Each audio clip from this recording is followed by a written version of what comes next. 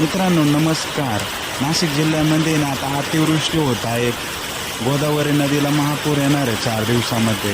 तर सतर्कतेचा इशारा म्हणून हा व्हिडिओ बनवला आहे. तुम्हाला शेअर करा मित्रापर्यंत. चॅनलवरती नवीन असाल तर सबस्क्राईब करून ठेवा. खूप जोराचा पाऊस आहे. साधारण 4 दिवस पाऊस सांगितलेला आहे.